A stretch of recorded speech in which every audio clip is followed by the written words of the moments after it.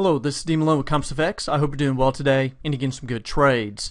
I'm often asked by traders, fairly new traders, about moving averages. And do I use moving averages, and what is the importance of a moving average? It's interesting. The question I get asked the most about using moving averages is, what specific moving averages are the best moving averages to use? Well, that's a fit for what type of trader you are and typically what type of chart you're looking at.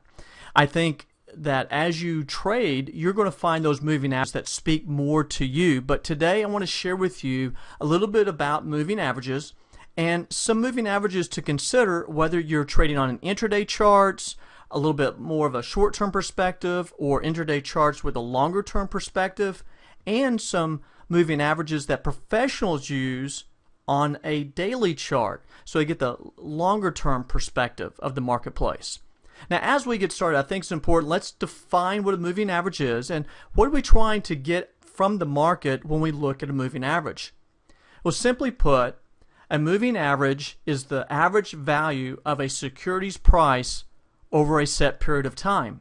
And there's different equations and models to determine what type of moving average, whether it be a simple, exponential, weighted, linear weighted. There's a number of different moving averages. But think for a moment that simply what we're looking at is the average of the highs and lows going back and forth here. We get an average price. And then as the market starts making a push up, the averages start to change. They get higher and higher, and thus we get a curve. The market moves down, we get a brief turn, but the average lows here compared to the average highs isn't enough to turn it to the downside. And so our average pricing continues to move up, and then we get this long bar right here, that tall bar right there. Then the averages get stronger. Well, what do we see when we use a moving average? Or what is it generally used for? Well, what I've found is that most traders look for four specific things when they look at a moving average. Number one, they're determining trend direction. Number two is momentum. They want to get a measurement of momentum. And the stronger the angle, the greater the momentum. Now, we had a very tall bar right here, and the market's kind of settled a bit. So don't be fooled by the fact that this averaging of price is pushing up pretty strong, that actually that's what price is doing. So sometimes we get fooled by looking at a moving average thinking that it's got strong momentum, but yet the actual price has settled a bit. Another thing that we look for is to define areas of possible support and resistance. So as the market comes down, you'll notice that the market's coming down, and as it comes down, it may actually hit the moving average and bounce off of it. Can't seem to get any lower than this moving average. It may bounce and push up.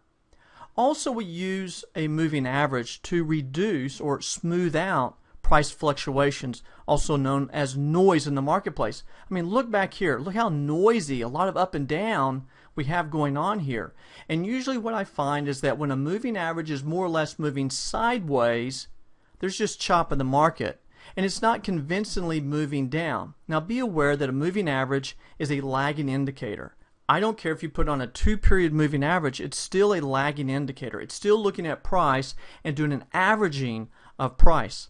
However, for those of us who want to potentially stay in the market throughout the ups and the downs, a moving average comes in handy. Sometimes when we combine moving averages, we even get a better perspective. So let me now turn to an intraday perspective on a short-term chart and show you the moving averages that I find to be quite useful. Looking down at a pound-dollar 5-minute chart, there's 3 moving averages here that I've pointed out. One of them is an 8 exponential moving average. That's fairly close to price, but it's not right on top of price. And what I found that most intraday traders like to look for is which side is price moving compared to that small moving average. And so with an 8, we get movement on one side or movement on the other side. So as long as price is on the top side, we're looking to go long. As soon as it moves below it, in this case, we're looking to go short. But we want to use some additional moving averages potentially as buffers to determine, is the market really going long, or is the market just pulling back? So in this case right here, when we take a 34 exponential moving average and we set it on top, we can see the market pulls back, does a basic retracement here, and hits the level and pushes on up. And you can follow this to see how the market pulled down again, hits it, bounces, market pulls down again, a little bit of a bounce, and then we're getting this back and forth, and then it moves down to the 89 exponential moving average.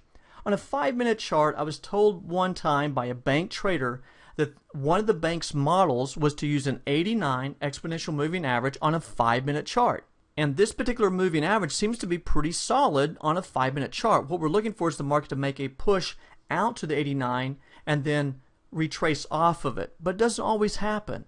You can see here the market went right to it, settled at it, and then pushed on through. So we get a turn in the marketplace. You'll notice though that if we take a look at price, you can see that we had a double top pattern and the market came down a little back and forth here as the two moving averages came together, the 8 and the 34. Market pushed down right to about the midpoint of the double top pattern and then pushed through and completed the double top pattern. Here's the start of the double top, pushed up, goes to midpoint, pushes back up. It's not as high as the previous high, falls back down towards the halfway point and then pushes on through.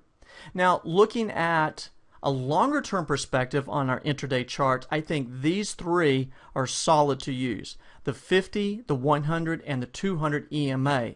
You can see here in this chart that the market has tendency to go to those levels and test those levels. You can see clearly here in the 1 hour chart of the pound that it pushed down to the 50, bounced, pushed through the 50, hit the 100, bounced, came back to test the 50 but couldn't hold above the 50, and then made a push back to the 100 and then down to the 200. Off the 200, back to the 100. And then as the 50 comes closer, that's a pretty strong resistance there, and the market makes a very strong push through the 200 and then on down probably to a previous, there it is, there's a previous support level seen back here. So from a longer term perspective on your intraday charts, I think the 50, the 100, and the 200 is the way to go. Now when you look at a daily chart, I find that on daily charts, most professionals look at the 10-day moving average, the 21-day moving average, and if they're not looking at the 21-day, they're looking at the 30-day. And basically what you're looking for is the market moving in the direction of the 10-day. And notice here that the market made a very long move down the pound, then it came back and it tested the 10-day, pushed up and just came right to about the 21-day and then fell back over. It did it not only once but twice and then continued to drop on down. Now sometimes what professional traders will do is as the market breaks the 21-day, they'll look for the market to move to the 30-day and see if it'll break that 30-day. Okay? Now oftentimes too, something to look for if you're looking at the 10-day is look how far price gets away from the 10-day. I've seen it over and over again that as price pushes away from the 10-day, it has a tendency to come back to it. So the further we get away in these big moves, like a big move right down here, we have a tendency to come back, to do a bit of retracement back towards the 10-day. You can see it back over here where the market made a push up and then came back towards the 10-day, sat on the 10-day and worked its way up, came back to it, came back to the 21, up and down, and then eventually bounced around on the 30-day. Again, the 30-day is a little bit longer term perspective, but it has to establish itself above the 30 if it's going to continue going in the opposite direction that it has been going.